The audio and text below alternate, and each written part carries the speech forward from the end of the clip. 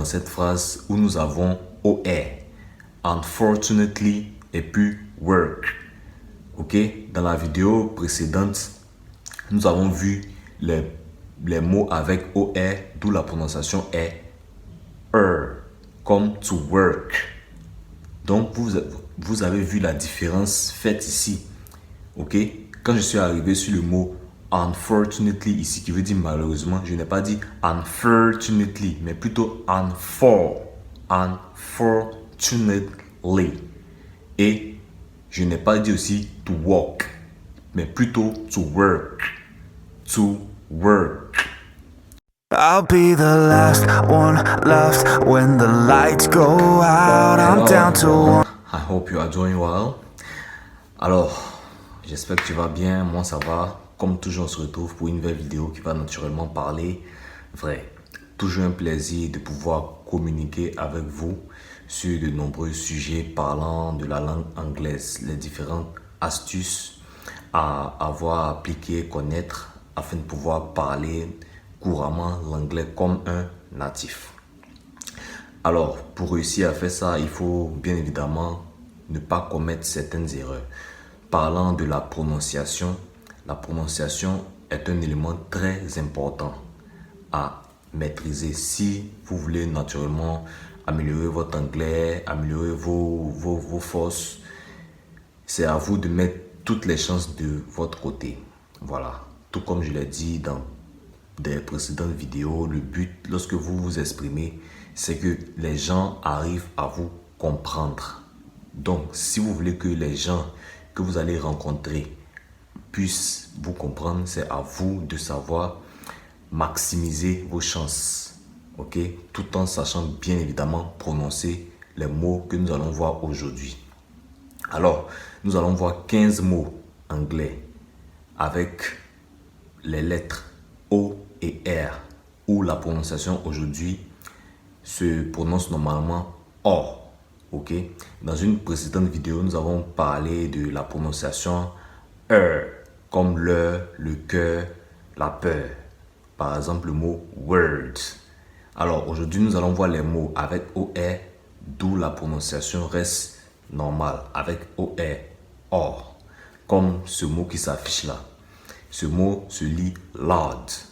Lord, ok? Lord, tout simplement, qui veut dire le Seigneur. Parlons d'une divinité. Par exemple, si je fais une phrase, le Seigneur Jésus le Christ, the Lord Jesus the Christ. Ok? Donc, ce mot se lit Lord. Mon Seigneur, my Lord. Tout simplement.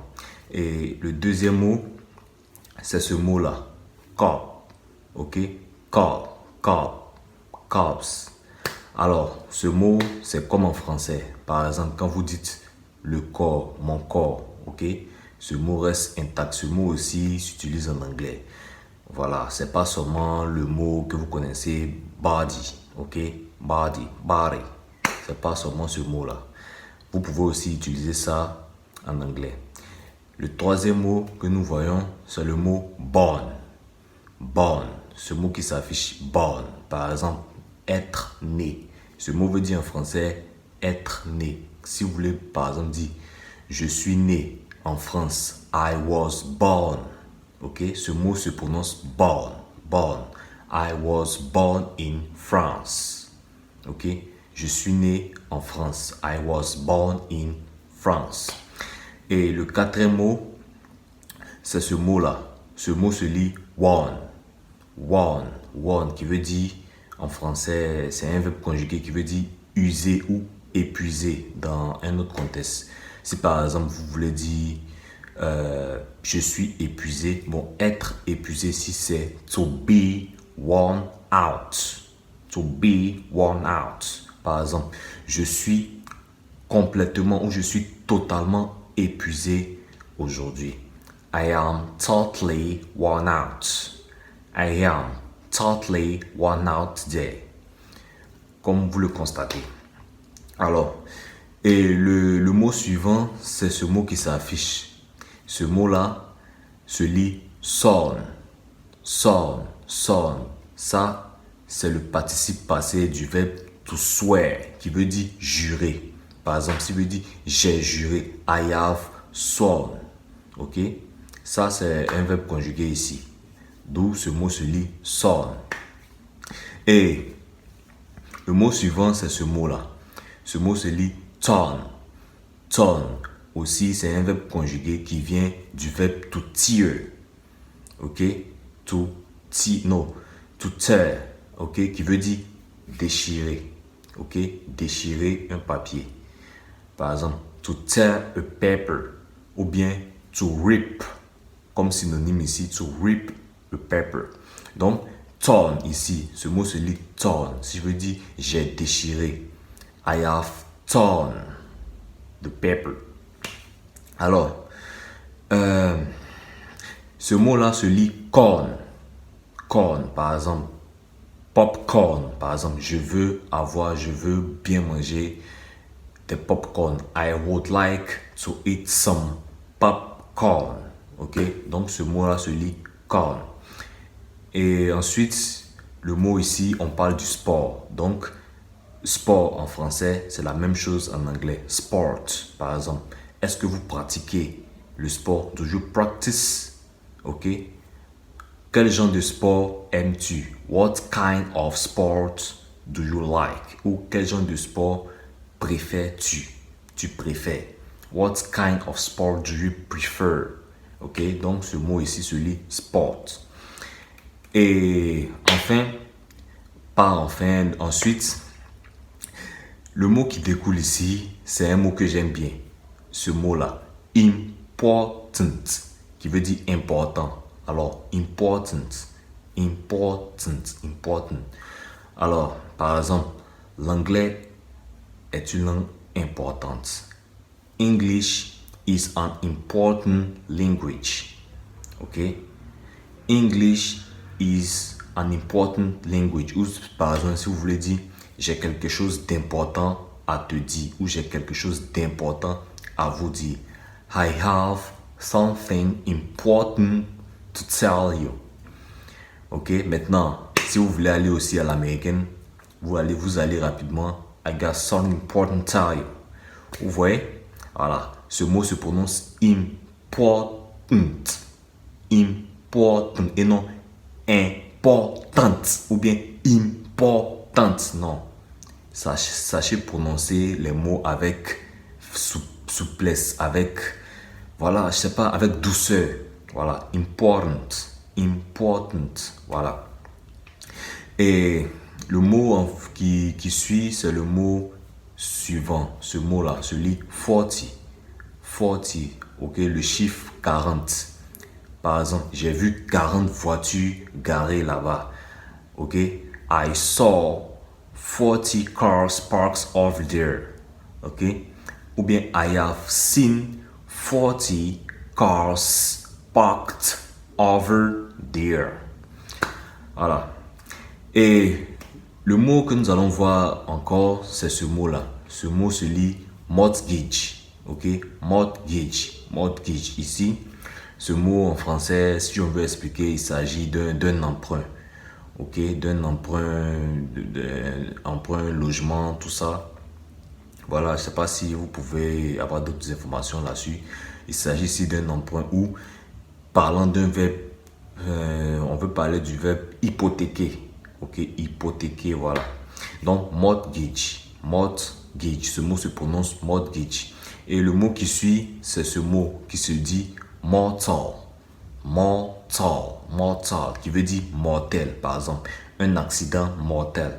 A mortal accident. A mortal accident. Donc, mortal veut dire mortel. Et ensuite, le mot qui vient, c'est ce mot-là. Ce mot se lit fourth,